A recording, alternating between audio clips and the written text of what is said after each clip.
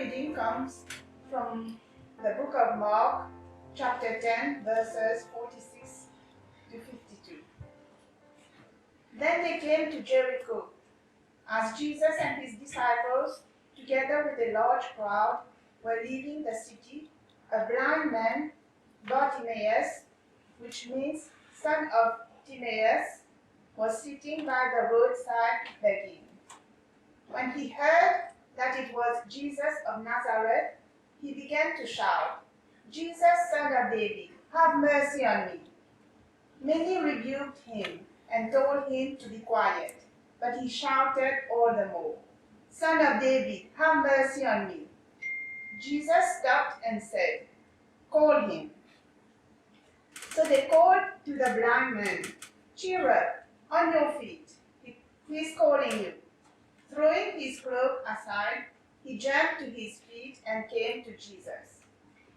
"What do you want me to do for you?" Jesus asked him. The blind man said, "Rabbi, I want to see." "Go," said Jesus, "your faith has healed you." Immediately he received his sight and followed Jesus along the road. This is the gospel of the Lord. Thanks be to God. Grace to you and peace from God our Father and the Lord Jesus Christ. Amen. Today as we begin, I'm going to ask you to do something, a couple of things, and it kind of matters that you do them. You'll find God may speak to you a lot more if you engage and do what I ask. The first one is the easy one.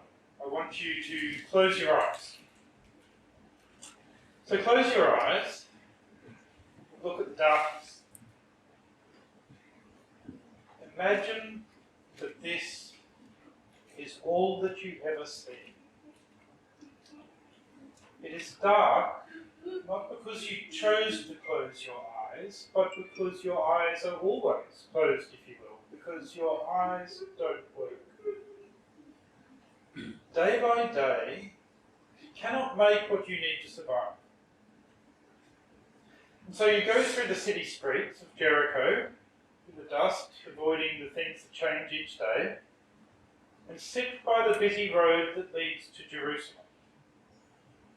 You rely on the stray coins of strangers to feed you for the day.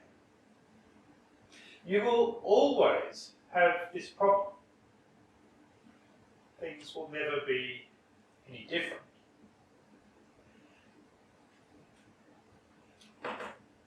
Now the harder task. You can open your eyes or not as you like, but what I'm going to do is ask you to look into your own darkness. Each one of us has painful, dark, disabling parts of our own lives. What is yours? Perhaps that person has never really felt loved the way that they long to be loved. Another person is well aware of the wrong they've done in the past and has trouble getting over it. Others struggle with things that they know are not life-giving, the things that they know are not from God, but they feel compelled to do those things. Perhaps your darkness is a sense of disappointment over your career, your family, or your abilities. Some of us struggle with chronic pain and illness, some with disabilities. Some live with a sense of powerlessness over the situations of our lives, some with ongoing sadness and grief. So in these moments, look into your darkness. What is it that the Spirit of God within you says is not right with the world? What is it that is not right with you?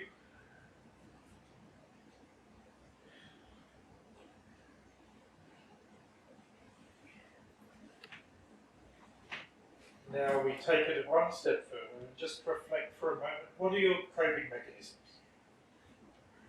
You see, we've learned to live in this darkness, whatever it is that you've identified for yourself. We've learned to live with these disabilities. In a sense, that's a good thing. After all, it's better to cope than not to cope. Bartimaeus in our story had ways of coping with his blindness. We hear of the cloak that he left behind to follow Jesus. And that cloak, in those days, in the ancient Near East, that was pretty important. The cloak would be the thing that kept you warm. It would be your shade in the sun, your umbrella in the rain. It was the bedroll for people. And for Bartimaeus, most likely it was also used to lay out so that when people gave the coins to him, they put them in the cloak, and the cloak meant that he could find where they were. And Bartimaeus had a coping mechanism because he went to this road on the edge of Jericho on the way to Jerusalem. It was a busy highway, if you like, in our terms. And right now, in this place in the Gospel where this story is related to us, it's just on the verge of Passover. And so there are probably plenty of pilgrims moving through Jericho on their way to Jerusalem. And there's a good chance that by parking himself on that road at this time, he will be in a place to beg effectively and to get what he needs to eat for the day. Those were Bartimaeus' coping mechanisms. What are yours? Many of us deal with it simply with a dose of denial. Just refusing to admit that there is a problem. Maybe we deal with it by keeping busy, whether that's work and being productive or just throwing ourselves into the pursuit of pleasure. Some of us try to cover our pain by showing that we're the special one in the group. Some of us try to cover our pain by being the helpful one. We all have those things, don't we, where we want to be that one that somehow makes us feel okay about ourselves. Some of us are passive, some of us are aggressive, some of us are passive-aggressive, and sometimes aggressively so. We often pay attention to some things and not to others. We like to give our attention to these things, to say they're the important things, to look there, because there are parts of our lives, there are parts of ourselves that we don't want to look at. So we direct our attention elsewhere. How do you deal with your sense that all is not how it should be? How do you deal with your sense that you are not as usual?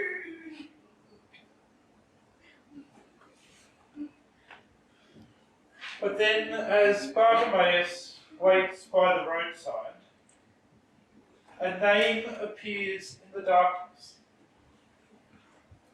At first, he hears the sound. It's the buzz of a crowd. Perhaps he even feels the rumble of the crowd's footsteps as they approach. He hears a chattering of many tongues, a sort of increase in the sound that's all around him suddenly starts to swell. And then out of all that buzz and that chatter, he starts to hear a name. It's the name Jesus. And it starts to appear more and more often, so he knows that this is what it is. Jesus of Nazareth is passing by. And that's a name that opens for him new possibilities. Bartimaeus has heard that Jesus has done amazing things for other people. He's turned lives around. Jesus has given hope to those who had disability, who had shame, who were socially excluded or guilty. He gave sight to those who lived in darkness. And perhaps he can do it also for Bartimaeus. Perhaps he can do it also for us. And suddenly a conflict opens up. At the name of Jesus, a conflict opens up between the way things are and the way that we wish that they could be. On the one hand, we have all the familiarity of our darkness. We have those coping mechanisms we've been using to get through. We have the comfort of knowing what life looks like in that darkness. But on the other hand, there is Jesus. There is the hope of something that is light, joyful, fulfilling. There's a hope of experiencing relationship with God and a sense of rightness within ourselves. And it all hinges on Jesus. Bartimaeus thinks he knows something of who Jesus could be. He calls out, "Jesus, Son of David, have mercy on me." And that name, Son of David, suggests that Bartimaeus thinks that Jesus could actually be the fulfillment of God's promise to David, that Jesus, maybe God's Davidic kingdom is coming. And in fact, in the story just after this, it's Jesus enters Jerusalem for the last time. That's what the crowds cry out. Blessed be the coming kingdom of our father David. But Bartimaeus is the first one in the gospel to recognise that and to speak it out loud. Here he recognises could be the Messiah. Here he recognises may be somebody who has power to help. Here may be someone who is willing to help. And at the very least, when he addresses Jesus as rabbi or teacher, it suggests that here may be someone who can lead him into the knowledge of God and into what a God-pleasing and life with God, in harmony with God could be. But for that to happen, action is needed. Bartimaeus has to put these maybes into action if they are to become realities. And so he cries out. And in his cry, "Jesus, Son of David, have mercy on me," he first of all affirms who Jesus is. Jesus is the one who has come from God. He's the one in whom God is acting. Jesus is the one to whom life can be entrusted. Could someone just grab me a glass of water, please? Thank you. And Bartimaeus affirms also who he is. Jesus, Son of David, have mercy on me. He admits his need. He is one who is in need of mercy.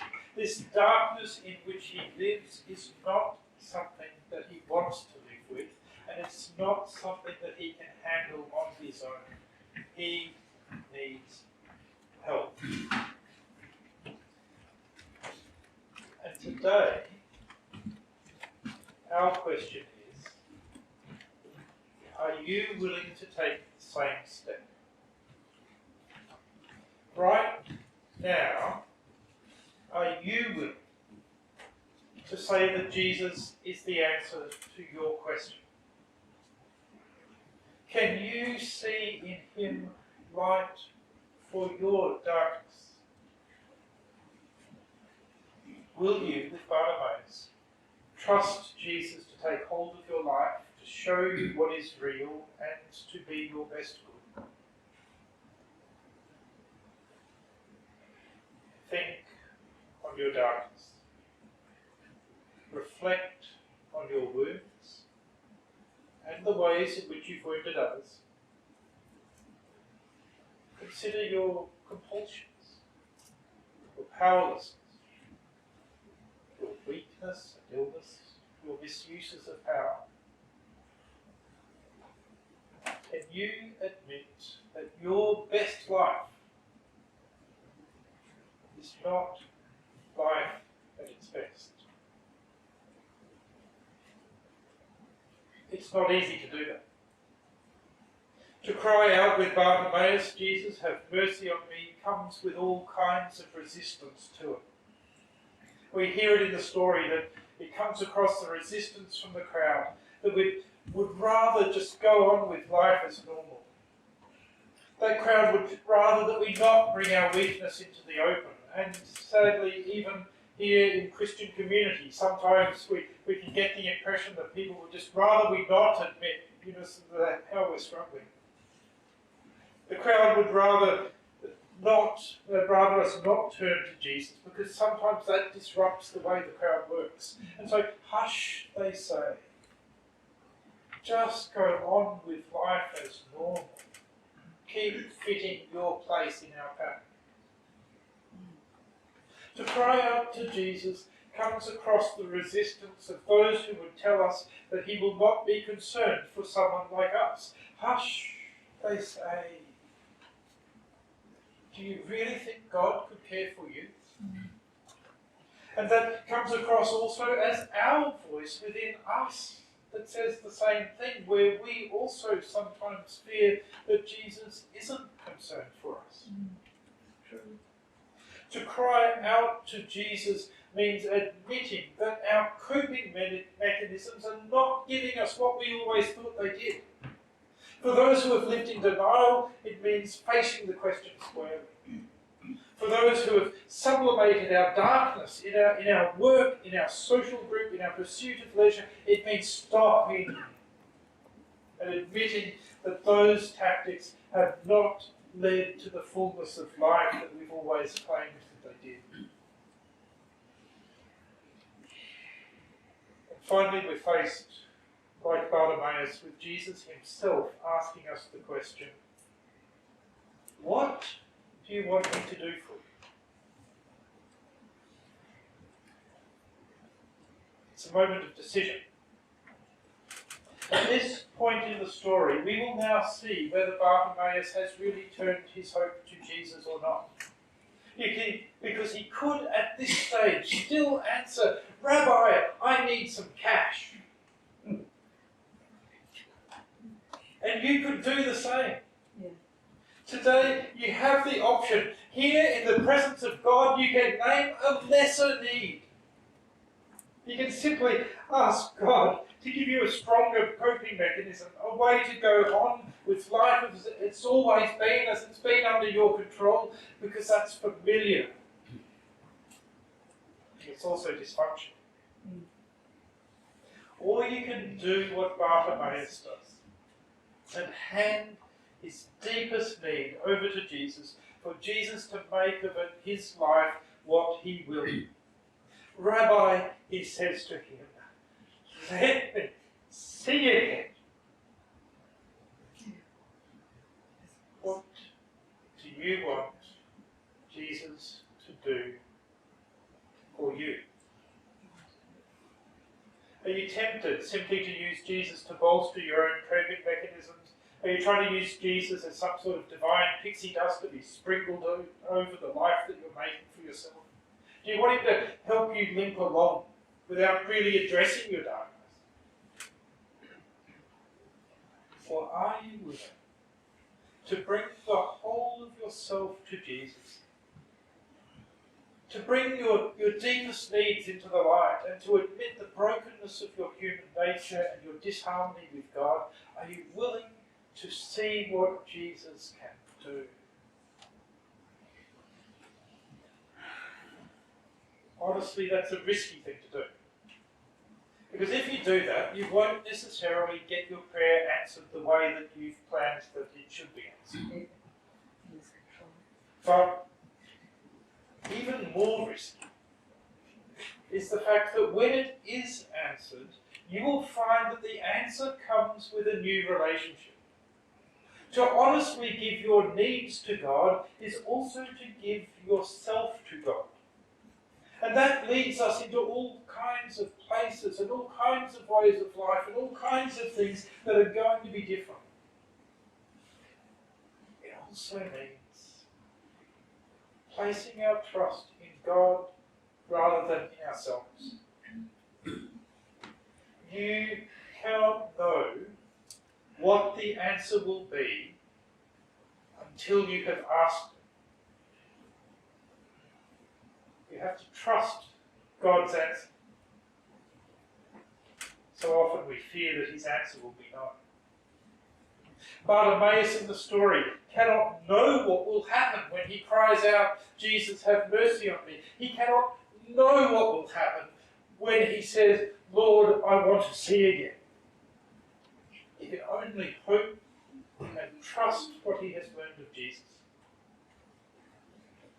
Yet there is something that gives him that hope and that trust. Bartimaeus has cried out his need to Jesus, and Jesus has not only heard him, but Jesus has also called him.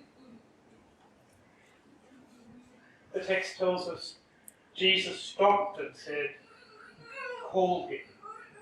And they called him, saying, "Take heart, get up, he is calling."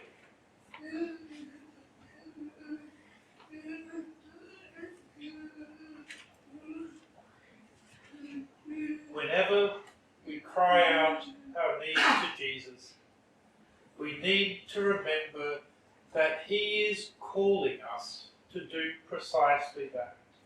When we tell him our deepest darkness and our need, it is because he has asked us, "What do you want me to do for you?" Over and over in the Old Testament, we read that God heard the cry of the oppressed and he acted to save.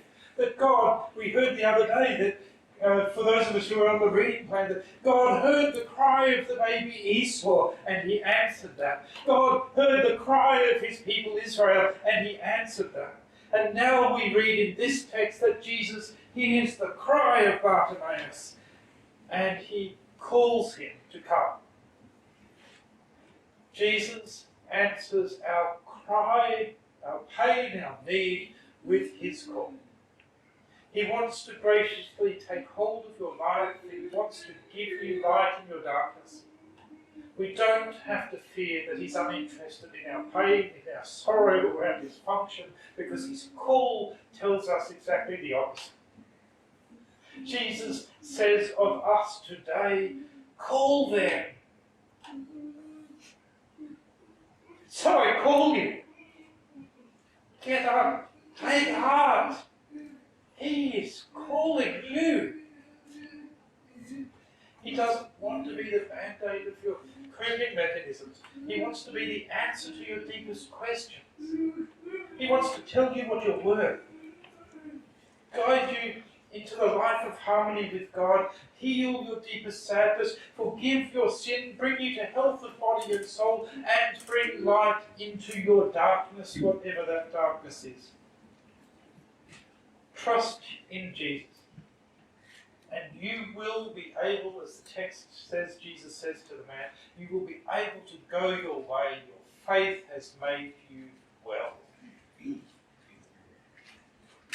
The astonishing thing is that Bartimaeus' trust in Jesus for new life, it restored all that he could have hoped for out of his old life, and that trust was well founded, and he was saved.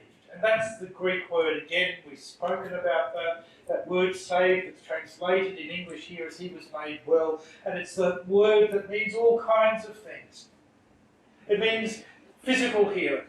It means spiritual renewal. It means social restoration. It means whatever it is that is oppressing you or holding you back, it is dealt with and you are free from it. Whatever need you have, Jesus is the answer. And Jesus said to Bartimaeus, listen carefully to the emphasis here that I've placed on it. Go your way, your faith has made you well. But Bartimaeus immediately recovered his sight and followed Jesus on the way. Go your way. He follows Jesus on the way. You see, there has been a real transformation, a real restoration. True faith in Jesus doesn't just use Jesus as a means to an end in helping us to live life the way we want to do it, but true faith in Jesus makes Jesus the centre of life. Because the life that is centred in Jesus is the life that is worth having. Bartimaeus' way from now on will be Jesus' way. He has affirmed and trusted that in Jesus, the Son of David, God's Messiah, and God's promised kingdom now is coming. He's tasted the truth of that. And there can be no turning back. His life is no longer his own, and he is all the better for that. He's not just been healed, he has a whole new way of life. He has been truly saved. So Bartimaeus follows Jesus on the way. He gets up from the place where he's sitting in the dust just outside Jericho on the road to Jerusalem. He gets up and it says he leaves his cloak behind as he springs up to go see Jesus. And he goes from this place in Jericho, and now he follows Jesus on the way. And Jesus' way now is the way to Jerusalem. As the next chapter tells us that he heads for the final time in what we know as Passion Week into Jerusalem. And there Bartimaeus now, with eyes that are newly opened, will be able to see the truth of Jesus. And he will see what we've read about in the last few weeks, that the Son of Man came not to be served, but to serve and to give his life as a ransom for many. Bartimaeus, with newly opened eyes, will see Jesus crucified. As Jesus dies so that we can have life, he will see Jesus bear the darkness of the world so that we can have light. Jesus invites us into that same journey, to walk with him and see what he will do with us. So today, be honest with your need. Trust who Jesus is. Discover that your way is best when it is his way. He will lead you into deep healing. He will lead you into light. He will lead you into joy and to life. It's not easy to admit that we can't be masters of our own destiny. It's not easy to cry out our deepest need and commit ourselves into the hands of God instead of ourselves. And it's difficult to overcome the resistance of the crowd, of our own internal fears, and the familiarity of our coping mechanisms. But that is the way into light. The incredible gift of God is that every time we cry out in the darkness, we hear him call us in return. God answers our cry with his call. And so today, as you face up to your need, Jesus' invitation lies before us. And he asks you, what do you want me to do for you? So take heart. Get help. He is calling you.